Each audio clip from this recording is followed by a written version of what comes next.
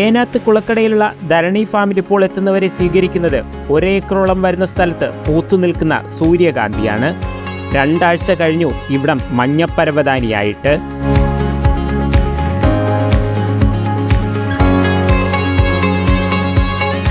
അല്ല, നമ്മുടെ നാട്ടിൽ നമ്മൾ ആദ്യമായിട്ടല്ലേ, സാധാരണ തമിഴ്നാട് ഏരിയ അങ്ങോട്ടൊക്കെ അല്ലേ കാണുന്നത്. ഇപ്പൊ ഇവിടെ ആയപ്പോഴത്തേക്ക് നമ്മുടെ നാട്ടിൽ നമുക്ക് ഓടി ഒന്ന് കാണാൻ പറ്റിയ ഒരു സ്ഥലം. അറിഞ്ഞിട്ട് വന്നേ, നമ്മള് പൊന്നൊരു ഉറൂന്നിലുണ്ട്, അവിടെ നിന്ന് നമ്മളിത് അറിഞ്ഞപ്പോ ഒന്ന് കാണാമെന്നും പറഞ്ഞു വന്നതാ.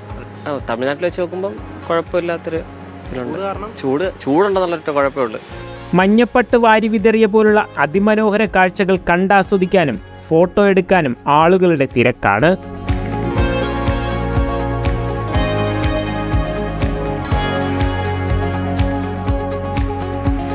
നല്ല രസമുണ്ട്, സൂപ്പറാ.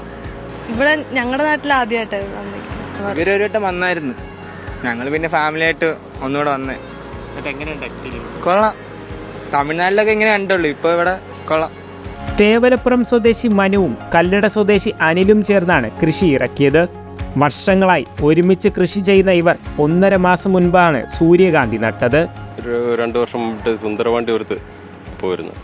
അപ്പോൾ അവിടെ സൂര്യകാന്തി കൃഷി ചെയ്ത് കണ്ടപ്പോൾ നമുക്കും തോന്നി നമ്മുടെ നാട്ടിലും നമുക്കിത് ചെയ്താൽ വിജയിക്കുമോ ഇല്ലയോ നമുക്കൊന്ന് നോക്കണമെന്ന് വിചാരിച്ചു. അങ്ങനെ കഴിഞ്ഞ വർഷം ഞങ്ങൾ കുറച്ച് ചെയ്തു.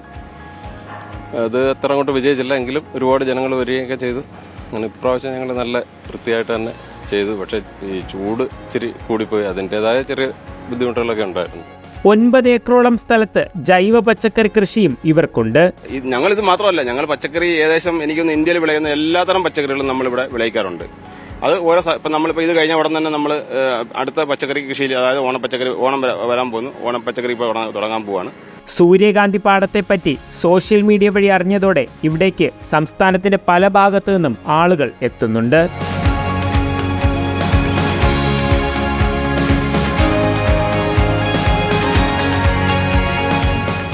ഏനാത്തെ സൂര്യകാന്തി തോട്ടത്തിലെ മനോഹര കാഴ്ചകൾ ഈ വേനൽക്കാലത്ത് കണ്ണിനും മനസ്സിനും കുളിർമയേകുന്നു. ഇനി കുറച്ച് ദിവസം മാത്രമായിരിക്കും ഈ പൂക്കൾ ഇങ്ങനെ ഇവിടെ ഉണ്ടാവുക. ഏനാത്ത് നിന്ന് ലിജോ റോളൻസ്, മീഡിയ 1.